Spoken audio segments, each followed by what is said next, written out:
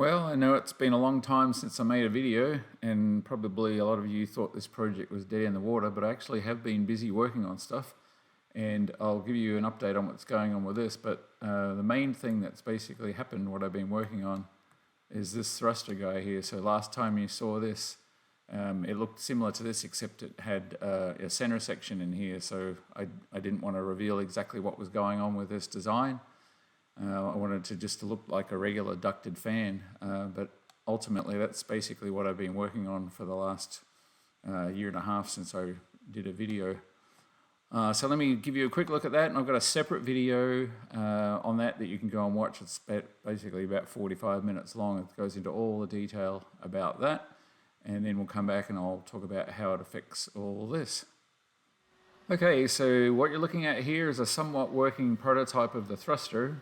And what makes this special is a couple of different things. First of all, it's fully electric. Secondly, it has variable blade geometry on it, so you can adjust the pitch of the blades while it's moving. Thirdly, the CFD is telling me, and I've had this verified by an independent third party, that at 5,600 RPMs, this will put out about 1,500 pounds of thrust, and for only 90 horsepower.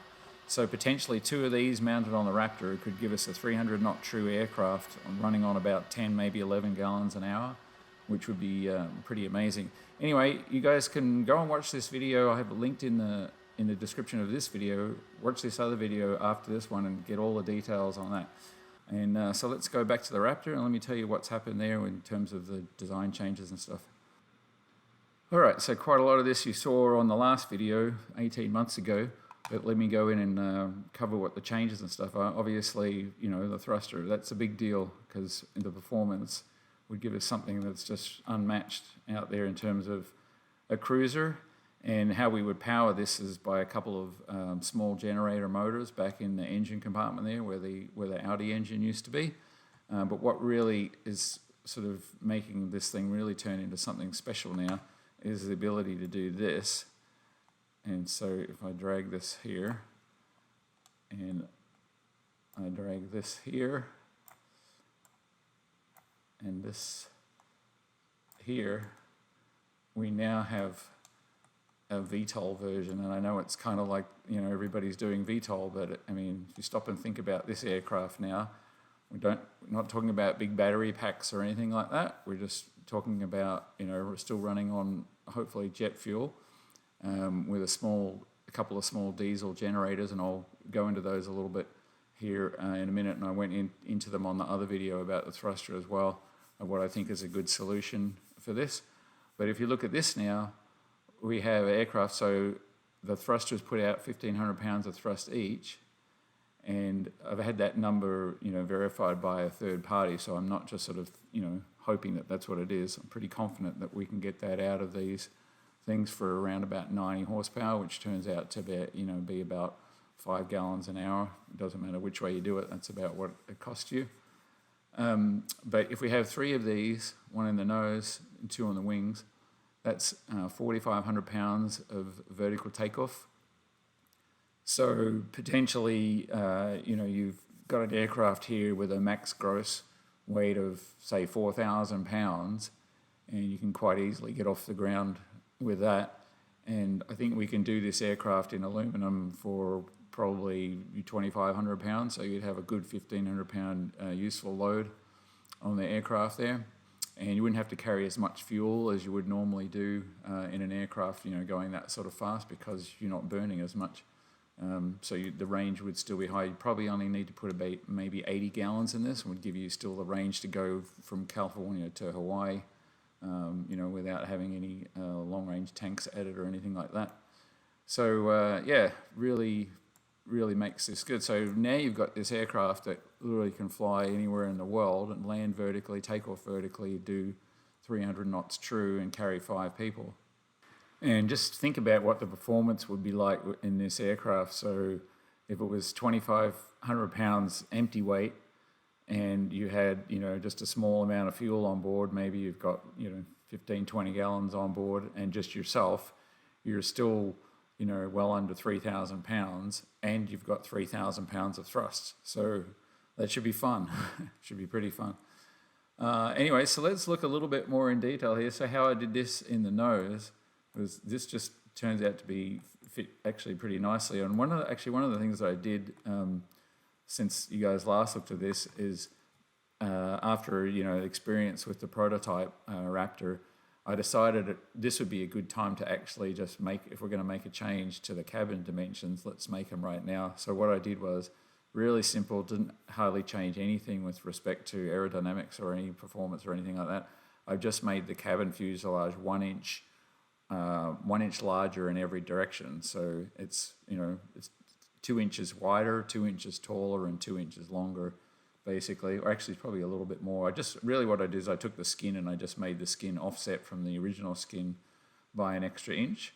So it just makes the cabin just a little bit bigger. So anybody who went to the open house and sat in it, imagine 2 inches more width, 2 inches more height in there. It will just feel so much bigger than what it was. It was totally comfortable before, but in terms of a long range cruiser, more space is always better. And it really doesn't add anything at all to the overall the wetted surface area of the fuselage. So anyway, so it turns out that the thruster just fits in the nose there without any problems at all. It was almost like it was made to fit. I've still got to put the stators in there. They might have to be a little bit truncated because there's not quite so much room under there, but not very much. And they probably just have to be moved a little bit forward. But you don't need to get the full absolute performance out of those. You still get the same power. It might cost you a little bit more fuel, but it will still perform the same in terms of thrust in there. So of course, doing that, the nose gear used to be in the nose there. That's why it's called nose gear. So I had to move that, and wasn't that difficult. It has exactly the same geometry than what it had before. The only difference is it retracts rearward instead of forward. So if I can open that up here. All right, there you can see open up there. That's basically same way the doors worked before. You can see the landing gears there. I've taken the trouble, to model it, even though this is all sort of new, slightly different than what it was before. But that's pretty much the same setup that we had before in there with the, just this scissor retraction arm mechanism, and then the, electric hydraulic drop and retraction there, and a gas strut for knocking it down, if you lost your power to bring it down. So that's basically that, same as what it was before.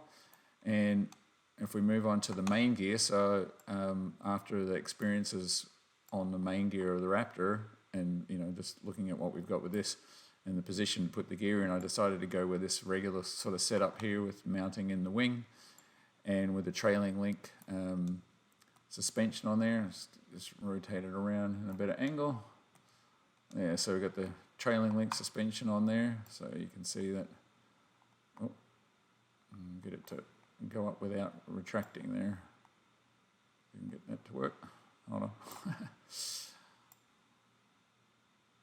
How to practice with this. All right, so that's basically somewhat compressed there. I guess if I put it on this angle, it'll work better. Oh, maybe not.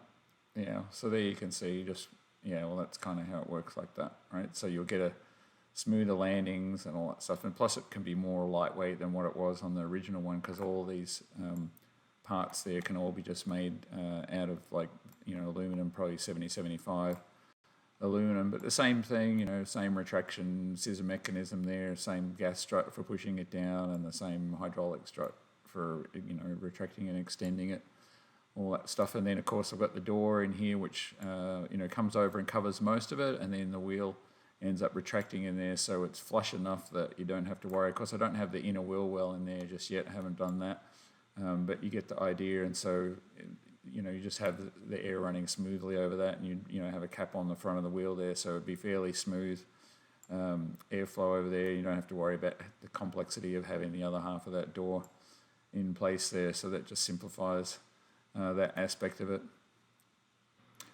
All right, let me tidy this up real fast here. Just retract that back in there.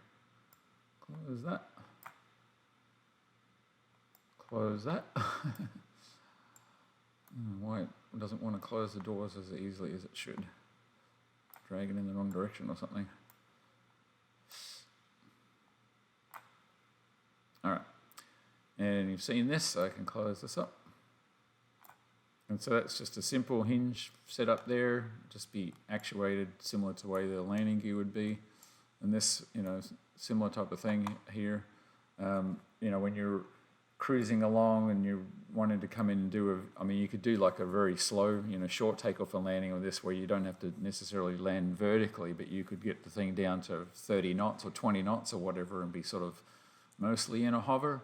So these doors would just automatically transition once you came out of the airspeed around about 90 knots. When you transition through 90 knots, they'd opened up, and then the thruster would start up and start providing lift. And likewise, the rear ones would be sort of somewhat computer controlled in terms of where their tilt angles were.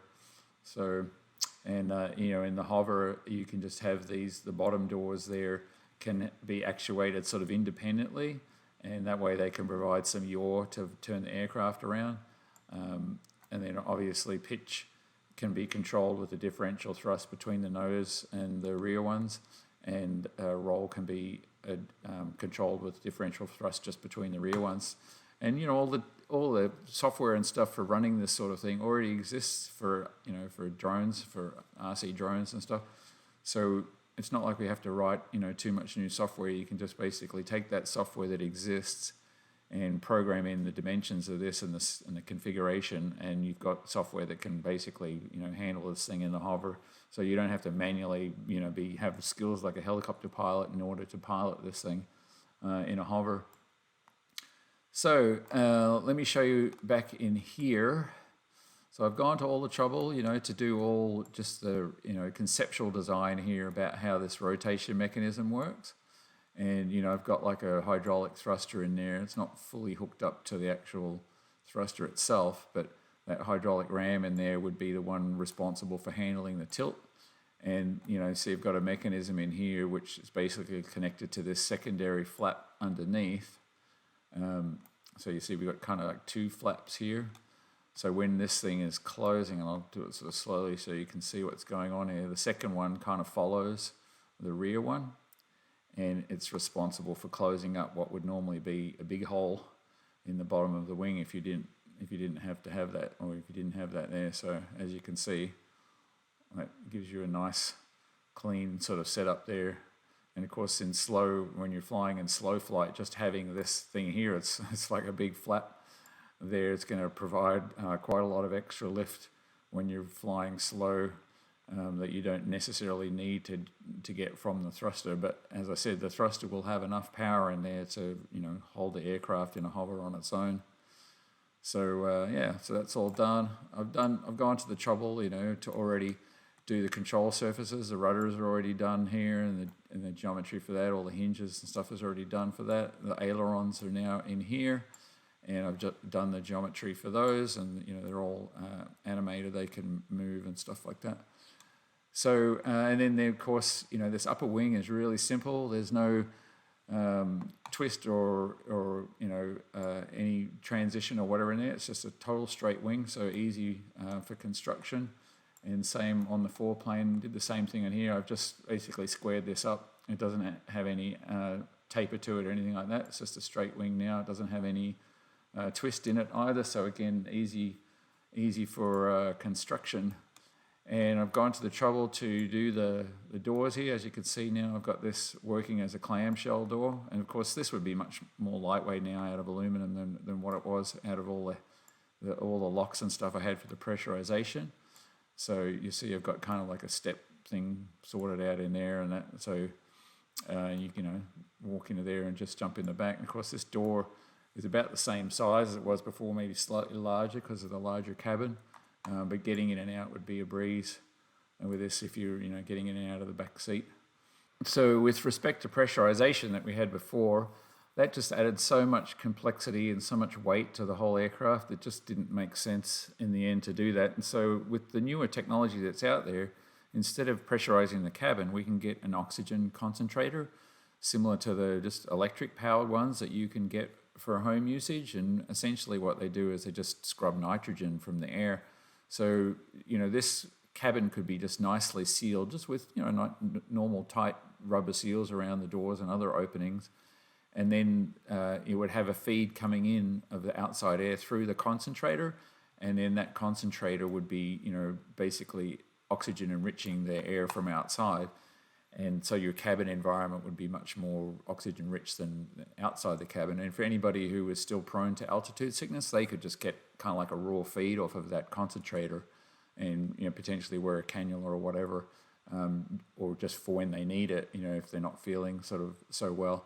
So that would just reduce the complexity by an order of magnitude in the whole thing, and just reduce the weight. And then you don't have to worry about cycles on the fuselage, a bit, growing and expanding and contracting every time you run your pressurization up, and all the damage that can cause over time. So that's kind of my take on that whole idea. And let me see, what else can I tell you? So I think last time I already mentioned this in the last video of what the dimensions that I got on here. It's basically the main wing here is, I've kept it under 17 foot 4 inches. So essentially you could fit this inside of a regular 2-car garage. Now, I'm not saying you're going to land in front of your regular house, but if you had an acreage or you're keeping this at an airport, you don't necessarily have to store it in a regular hangar. You could have a 2-car. Essentially, if we can get thousands of these built in various different airports and wanting to house them, they don't have to go and build a whole bunch of new T hangars, which are much more expensive. They could just erect a big building that had just regular 2-car garages on it, and with cheaper regular roll-up doors. I've kept this thing, I think it's about 7 feet tall now, is the highest point there at the back of the main wing or the rear wing there. And so you could just easily, taxi it in and out of your regular 2-car garage that's either, on your own property if you have an acreage or whatever, or it's at an airport. So that just saves time and money and stuff for airports wanting to house these, which would be another advantage moving forward. So if you can remember, about a year into building this prototype, the original prototype, I already started thinking that, oh man, this carbon fiber is a nightmare, and it's just, there's so much waste and it's so expensive to, all the materials and all extra stuff you have to do. And I ended up during the time watching a video on how they build Ford F-150 trucks at their factory there, and I was just like, wow, this is how we need to be building a Raptor. This just completely makes sense. And of course, the reason why it sort of hit me straight away was because they're building the trucks out of aluminum. I'm like, well, we could build this out of aluminum. All other aircraft are out of aluminum. It's been successful for years. And I just sort of looked at the Raptor design, and I looked at their Ford F-150, and I was like, well, this fuselage here isn't much different than, what an F-150 is. In fact, it's a lot simpler. There's not like a big chassis setup in there. There's not 4 different complicated suspension setups and 4 big wheels. We don't have like a transmission or a drive shaft. We don't have all sorts of, complicated computers like they have in cars for doing different things. We only have 2 doors instead of 4, like the 4-door ones there. We don't have electric windows. We don't have wipers.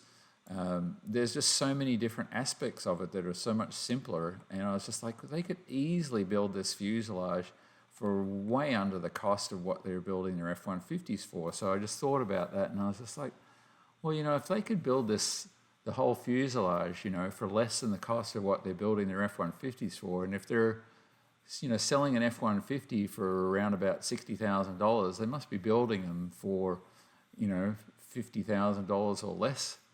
So I was thinking, well, then they could absolutely build the fuselage on this thing for less than $50,000, given the lower complexity of it and lower parts count. And so if they could build that for, let's say, $40,000, and we can, build the wings for, in an efficient manner, because it's just materials, really. It shouldn't be, a lot of this can be just done with computers. That shouldn't cost a lot of extra money. And, the thrusters here are very, very simple in terms of their design and stuff, their parts and stuff. There's nothing exotic about them. And in fact, it would be cheaper to build one of these in mass production than what it would be to build any of the engines that they have. And then we could just use the off-the-shelf engine that I'm going to show you here shortly. It just dawned on me that they could honestly build these things for probably $50,000 if they had enough volume of them, and you could absolutely sell them all day long for $100,000, and nobody would be complaining, because I mean, if you look at the cost of a Cirrus for $800,000, and it still wouldn't be able to compete with this. I mean, honestly, and then a vertical takeoff and landing of this one, if you had the full option for VTOL, it might add a little bit more money. Maybe it's 120,000, maybe it's 130,000. It's still the deal of the century. And Ford builds their F-150s, and they have one coming off the production line every 53 seconds. And we wouldn't need that sort of quantity, because that's about 800,000 units a year that they're building. But whereas talking 30,000 of these a year would be plenty, and so they wouldn't have to rush and build that many coming off there. So it just dawned on me way back then, and this whole time I've been sort of thinking this is the way to do it, and I just needed to get all the ducks in a row here for having the aircraft to be what it needs to be in terms of design before I could go and approach them. But now I've pretty much got everything sorted out here in terms of what it needs to be. And that's what I fully intend on doing, is approaching Ford to see if I can't say, hey, look, how would you like to make 30,000 of these a year and make $50,000 profit on every one, and then have all the ongoing business of maintenance. They could do training, all the different aspects that go along with it, merchandising and everything like that would be just amazing. So that's kind of what I'm thinking about. I'll talk about it a little bit more here shortly. So if you think about the profits that could be made for Ford, so I mean, if they're selling their trucks with a let's say $10,000 markup on each one, and having to sell over how many, they would only have to sell a fifth of these to get the same amount of net profit. So if they're selling 30,000 of these and they're making $50,000 profit on each, that's $1.5 billion in profit, just straight up profit just for the aircraft sales. Of course, they could do the leasing operations for these. They could handle fleet stuff if they wanted to. They could do all the loan servicing. I mean, there's just it's a whole new industry for somebody like Ford, and they've got the the ability to do it, and they've got the technology to do it, and they've got the the pockets to be able to do it, and the manpower, and the the experience. I mean, they have everything that you need to go into doing a new vehicle like this and doing it right. And imagine how good the fit and finish would be on this. I mean, the interiors would be beautiful. Everything, all the panels and everything would fit nicely. It would just look. All the other aircraft out there would just look like old relics compared to something that Ford can put out there. So it's just exciting to me that if we can talk them into doing this, it would just be a game changer completely. But let me go ahead and show you just really quickly, and I know I've done it in the other video, and you can look, but I'll just show you the engine that I'm looking at here that potentially can be the generator to generate the power for the thrusters here. All right, so this company is called InEngine, and their website is innengine.com, and I have no affiliation with them whatsoever, but this company is out of Spain, and the guy who came up with this idea originally has been working on this design for over 10 years now. And as you can see, it's pretty impressive in how it works. It's basically a 4-cylinder, 8-piston opposed piston engine that doesn't have a crankshaft per se, like a traditional regular engine, like a V engine or whatever, or a straight cylinder engine. But it has this sort of plate at the end here, which rotates based upon the end of the pistons sort of rotating or pushing against it. And as you can see, 38 kilograms, 80 pounds. And I've got it mocked up here with a generator attached to the back of it, 480 millimeters long. So, I mean, that's only, 16 inches long or something like that. About 11 inches in diameter there. It's pretty tiny. It puts out, it's 500 cc's. It puts out 120 horsepower at about 5,000 RPM, I believe, is what it is. They have another variant as well, which is it's specifically for aviation, but I think it's more of a It's a smaller engine. I think it's mainly designed for like an ultralight with a prop attached to it. But this, we want this as a range extender. And what would be ideal is if we could actually convert this to run diesel, so convert it instead of spark engine, so it has spark plugs here and injectors there, make it run as a compression ignition engine. And I think that's probably possible. It actually has technology in the middle here, some gearing and stuff that allows it to run with variable compression, so you can change the compression while it's running, and that may be advantageous, if you can make it as a diesel engine running jet fuel. Anyway, so somebody like Ford potentially could look at this and go, oh, this is great. We could use this engine, range extender in the Raptor, but they could also use it in their vehicle. So anybody who wanted to have, didn't want to have, big 2,000 pounds of batteries in their truck or their SUV or whatever, could have this option instead, super lightweight, and then just run regular fuel. And, if we can turn this into a compression ignition engine, potentially, we can run a biofuel on there instead of running a fossil fuel, and that could be a future sort of option. But anyway, 2 of these would really comfortably fit in the engine compartment of the Raptor, and then you've got easily enough power for a vertical takeoff and landing, and for stellar climbs out with that amount of power. And then in cruise you could potentially just shut one of them down. You wouldn't even need to have it running, just run off of one of them, keep the other one as a backup. So it's a good solution. I've been looking for different solutions. I tried to design a couple of different Stirling-based and sort of linear generators for the aircraft myself, but because a Stirling-based engine ends up usually being a lot bigger, and so the ones I designed were too big or too heavy or whatever, and it just didn't seem like a good solution. And I've been looking and looking and looking, and this one sort of hit my radar about 6 months ago, and I was like, well, this is exactly what we need, something like this. And they're primarily developing this as a range extender, and they're licensing the technology. So I think it could become a really good solution for what we need.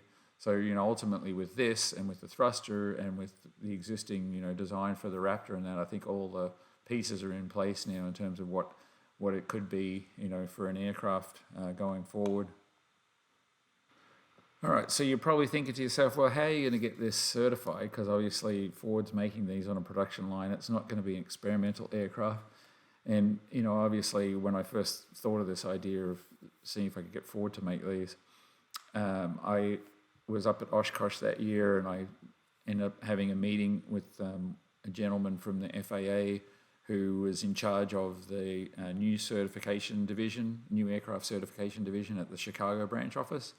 And I just, asked him a bunch of questions about what I was planning on doing. Of course, this whole idea with a thruster and stuff wasn't a thing, but I was definitely thinking about trying to get Ford into building this. And when I told him about the idea of mass production on a production line of aircraft, his face just lit up. I was expecting actually him to say something like, "Oh, you're never going to be able to do it. Don't even bother." And his face just lit up, and his actual words coming out of his mouth, if I can remember exactly what he said, was, "We've been waiting for somebody to come along and try mass production of a general aviation aircraft." And I was just shocked, kind of like, wow, that's really what I wanted to hear, but I wasn't expecting. So I had a long discussion with him for about 45 minutes, almost an hour, and just saying, well, what would it take and what's it going to be involved and everything like that. And he said, well, being that Ford already builds vehicles to a set standard, that would be just, fairly much just business as usual for them, just building this thing to the same ASTM type standards. And he said what the concern would be the power plant that you're going to use. That would need to be, start certification right away, whatever, because obviously, I told him I was going to use something novel. At the time it was going to be the converted Audi engine, but obviously now something completely different. So we would have to get the thrusters here through certification, but given how simple they are, it would be more the, just testing them out, making sure that they can run the number of hours and power cycles and all that sort of stuff without any sort of wear and tear on them. And then likewise, if we can talk the in-engine guys into licensing the stuff, for the power generation, that would have to go through the same sort of testing and that. But that engine's already had sort of 10 years of evolution on it. It's not like brand new, so I don't think that would be too difficult. So the FAA guy basically said that, yeah, you would be certifying the engine in parallel with everything else to do with the aircraft. And given that the prototype has already flown with pretty much the same, aerodynamics, and I know I've switched to a box wing design, but all of the surfaces are the same, pretty much the same lift capabilities and all that sort of stuff. It's not like completely new thing. Obviously, you'd still need to be tested, but I don't think it's too difficult. And even if it takes time, if it takes 2 years, if it takes 4 years, takes 5 years, and that. Isn't it worth it if we can have something that looks like this and performs like what it can be expected to perform like? So, that's worth, I think, pushing for. Just saying something's going to take a long time is no reason not to do it. All right, so indulge me for a minute and just think about how things might be in the future. And just before I get into that, so when Ford builds all their vehicles, when each one comes off the production line, one of the things that they have to do is someone has to jump in every one of those vehicles. They have to drive it out to a lot adjacent to where the factory is, and then a truck has to come along and they have to get loaded up on that truck, and then they have to get shipped all over the country or whatever, or all over the world if they're going overseas. And most of them are built domestically these days, but anyway, shipped on a truck somewhere and unloaded and all that sort of stuff. It just adds a whole delivery nightmare for Ford. But imagine in the future we've got this factory, it's building these aircraft, and they come out of the factory there, and I mean, with a VTOL you wouldn't even need it, but you could have a runway adjacent to the factory there, and these things could have autonomous technology built into them, and we already have all the technology to do this, to create aircraft that can fly on their own and maneuver on their own, navigate on their own. Potentially this thing could just taxi out of the factory and just either take off on the runway or take off vertically and fly to the destination of the person who's bought it, whether that's a company that's leasing it for an air taxi operation, or it's an individual buyer who's having it land maybe at their acreage, or it's maybe landing at the local airport or something like that. It could fly in there and land autonomously, and they could be receiving messages along the way showing the progress update, and receive a text message or something like that when it arrives, and say, hey, come out, your aircraft has arrived. And then when they get there, they have their phone or whatever, and they can unlock the aircraft there, right on the ramp, and jump in. And because it already has autonomous technology built into it, it can literally take them for their first flight in it without them having to do anything. Just hands off, go for a flight, introductory flight on your aircraft. And then, it could do all the transition training for them, show them what's different about this aircraft to other aircraft, and allow them to take the controls and everything, and then take over if necessary. All this technology exists. We just have to put it all together into a package. So, that's what I'm trying to do here, and I'm going to do my best to see if I can't sell Ford on the idea. I have somebody kind of picked out as an initial person to approach on this that I think might be receptive to the whole idea, and we'll see how it goes. But anyway, wish me luck, and see, hopefully you guys are on board and you think it's a good idea. But anyway, please, I invite you to put a comment or some couple of comments on the video on this, and tell me what you think of the idea. If you've got other suggestions that would help the whole idea of the project at this stage, then let me know for sure. And I'll be more than excited to see what you guys have to say. And of course, there'll be plenty of people in there that have negative things to say, and I welcome you guys too. I like reading those comments. So, and I know this is a long video. The other one's even longer, so probably taken up a lot of your day watching these videos. But as I say, it's been a year and a half since I put out a video. Anyway, that's enough. I'll be interested to see what you have to say. Thanks again for watching, and I'll let you know when I have more information about this or another update of some nature. Cheers.